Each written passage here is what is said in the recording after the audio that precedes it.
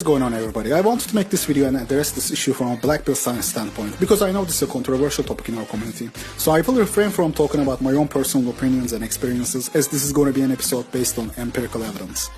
In our community, you see a lot of people say things like blacks can't be incel, all they have to do is to go to white suburbs and they're gonna get all the white women worshipping their BBC and stuff. I mean, everybody has their own opinions when it comes to this, but what does black pill science say? Let's see.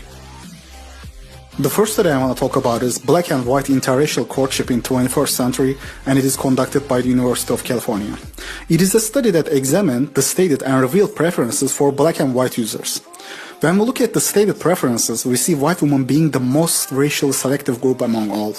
As I quote from the study, black males were the least selective in the sense that the majority of them stated no preference in regard to race, ethnicity of a potential partner. White females, half of whom sought a partner of their own race, ethnicity, were the most selective of the four race gender groups. And when we look at the revealed preferences, this is where things get interesting.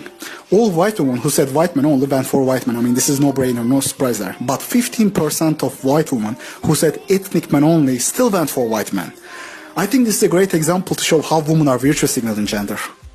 Look at this line from the study. When the science spits the black pill. There was, however, inconsistency between revealed and stated preferences for women. Women who stated no preference in regard to race ethnicity nevertheless revealed in their behavior a strong same race ethnicity preference.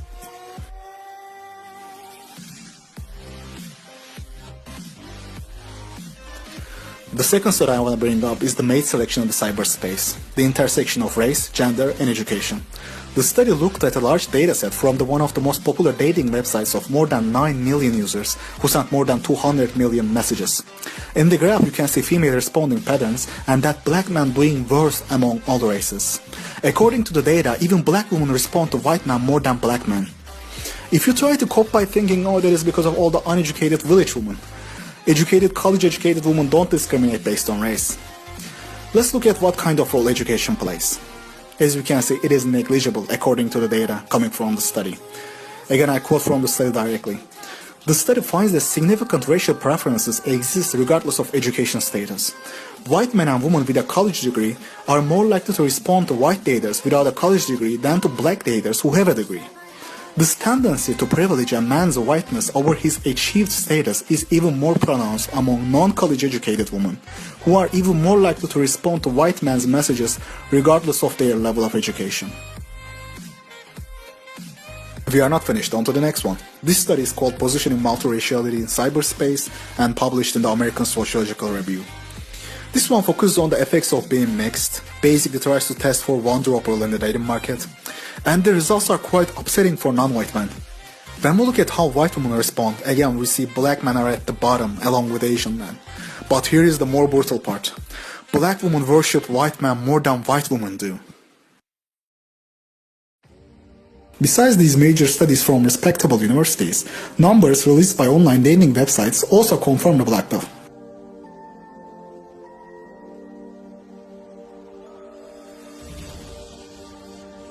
I know normies in the comment section are gonna say, well, that is because America is a racist. Here in Europe we eat black dick for breakfast, we are so liberal. Just for that reason I try to look at data specifically for Europe. Let's look at numbers in Europe. The first study done in Europe, racial preferences in European countries. And what we see is, even the most cocked European countries have very strong racial preferences. Blacks do almost as bad as Arabs in countries like Germany and Sweden. Another data coming from Europe. It is called Racial Homophily and Exclusion in Europe. By the way, guys, I'm going to put all the links to these studies in the description so you can go check it yourself. In the table 2A, Euros exclude Africans at a rate of 68%. And even worse, Africans exclude other Africans at a rate of 38%. Next, in the table 6, you can see racial diversity plays no role, no significant role when it comes to racial discrimination based on race. Я ні. Чому? Ну, тому що я не могу сказать, что это как бы дискриминирует человека по цвету кожи. Например, меня не привлекают. Не потому, что он черный, не потому, что не привлекают темнокожие люди. So there you have it, folks. I brought you guys scientific black pills and tried to refrain from talking about my own personal opinions and experiences. But I'm gonna say this. I do think this whole BBC fetish thing is really pushed by pornography industry and doesn't reflect the real sexual market value of black men. Average white and black men have identical dick and height size.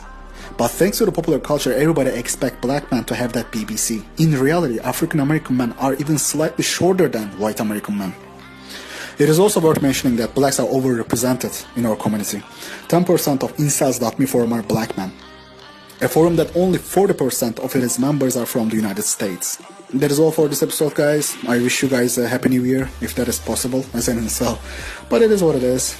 I'm gonna see you guys on the next one.